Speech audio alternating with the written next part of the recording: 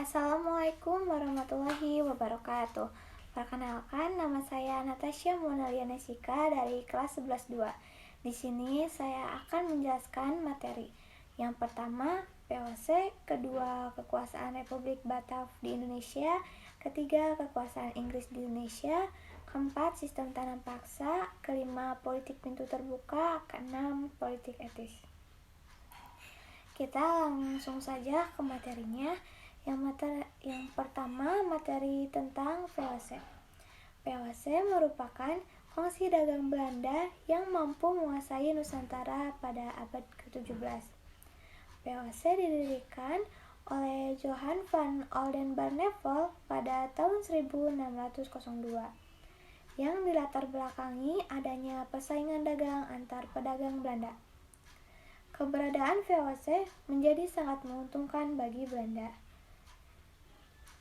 Berdirinya VOC diawali dari modal pertama sebanyak 6,5 miliar gulden oleh 17 direktur yang kemudian dikenal sebagai Herrenjeppenten. Setelah mengalami perkembangan yang pesat, VOC menghadapi masalah dengan pedagang Spanyol dan Portugis. Hal tersebut membuat pemerintahan Belanda memberikan hak oktroi kepada VOC. Pieter Both menjabat sebagai Gubernur Jenderal VOC. Kebijakan Pieter Both adalah memindahkan pusat VOC karena letak strategis dan lebih mudah mengalahkan Portugis di Malaka. Berakhirnya VOC pada Desember 1780 terjadi perang antara Belanda dan Inggris. Konflik ini mengakibatkan krisis keuangan hingga VOC tidak mampu lagi menanggung biaya yang diajukan. Kekacauan ini mengakibatkan kegiatan perdagangan VOC terganggu. Selanjutnya membahas materi tentang Republik Batak di Indonesia. Republik Batak merupakan pemerintahan kolonial di Hindia Belanda yang berdiri pada tahun 1795 sampai 1811. Berdirinya Republik Batak tidak terlepas dari pendudukan Belanda oleh Prancis. Selama tahun 1800 hingga 1811, pemerintahan Republik Batak dipimpin oleh Herman Willem Daendels dan Jan Willem Jansen. Kekuasaan Republik Batak mengalami kemunduran. Pada tahun 1811, setelah Inggris mampu menguasai Nusantara, Inggris berdasar surat-surat Kew yang berisi penyerahan Hindia Belanda oleh Belanda kepada Inggris. Herman Willem Daendels memiliki tugas utama mempertahankan Jawa dari ancaman Inggris. Maka Daendels menerapkan kebijakan-kebijakan sebagai berikut. Yang pertama, bidang militer, kedua, bidang ekonomi, ketiga, bidang pemerintahan, keempat, bidang sosial.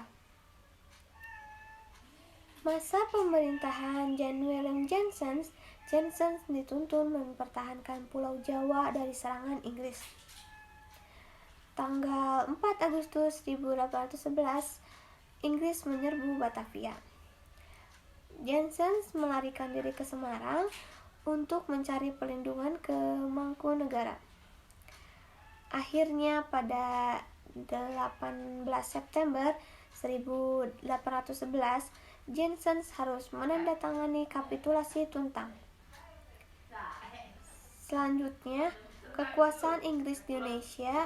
Inggris menjajah Indonesia dari tahun 1811 hingga 1816. Penjajahan Inggris diawali dengan datangnya Belanda pada 4 Agustus 1811. Saat itu dikuasai Ref Batak yang dipimpin Jan Willem Jansen. Pada tanggal 26 Agustus 1811, Batavia jatuh ke tangan Inggris.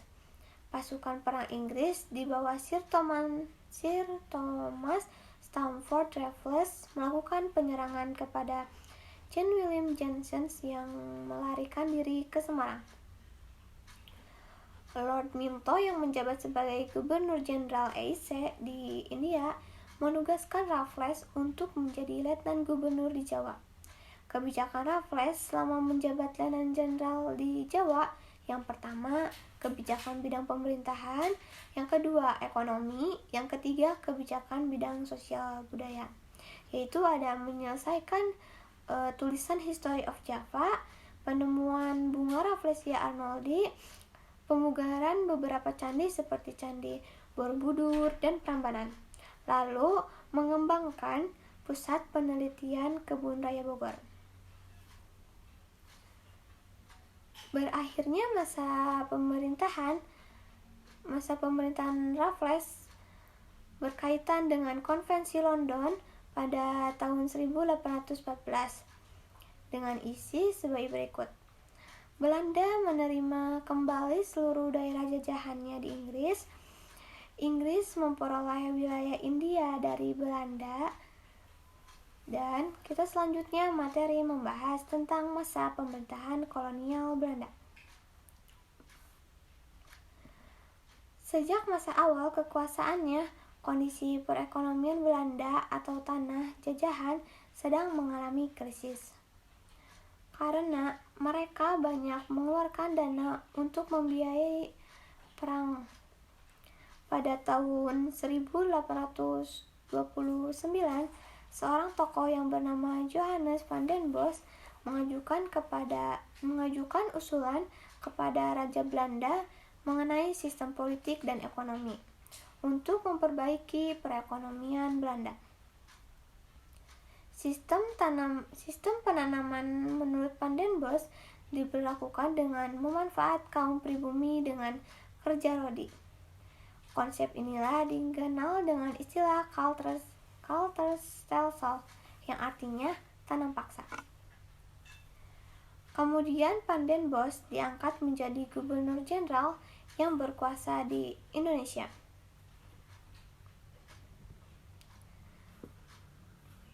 Para pelaksanaan sistem tanam paksa umumnya tidak sesuai dengan ketentuan, yaitu melainkan melanggar hukum HAM dan membawa penderitaan bagi rakyat pribumi.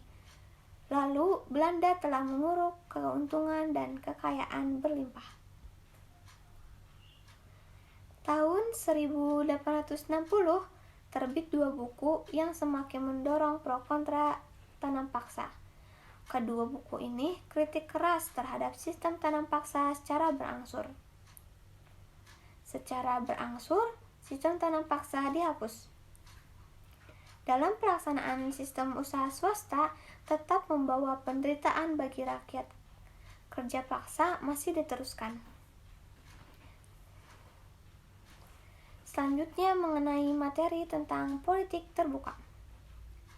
Politik pintu terbuka adalah kebijakan politik di mana perekonomian Indonesia dibuka kepada pihak swasta untuk mendorong pertumbuhan ekonomi dan mengingatkan kesejahteraan. Latar belakang pintu terbuka yang pertama, penyimpangan tanam paksa yang membawa penderitaan rakyat. Yang kedua, berkembangnya paham liberalisme sebagai akibat dari revolusi Prancis dan revolusi industri. Yang ketiga, kemenangan kaum liberal dalam parlemen Belanda. Lalu kebijakan pintu terbuka.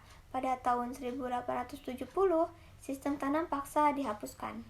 Ekonomi diserahkan kepada pihak swasta, ditandai dengan dikeluarnya Undang-Undang Agria 1870 dan Undang-Undang Gula 1870. Pelaksanaan pintu terbuka yang berkembang di perkebunan Indonesia ada perkebunan tebu di pesisir pantai utara Jawa, selanjutnya perkebunan kina di Jawa Barat.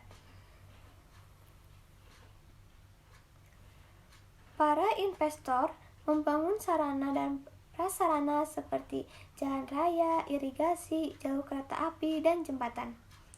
Terdapat coeli ordinanti yang mengatur hubungan majikan dengan kuli kontra. Para pekerja yang melanggar ketentuan kontrak kerja lebih dikenal istilah penalisasi. Yaitu selanjutnya yang keenam, membahas politik etis.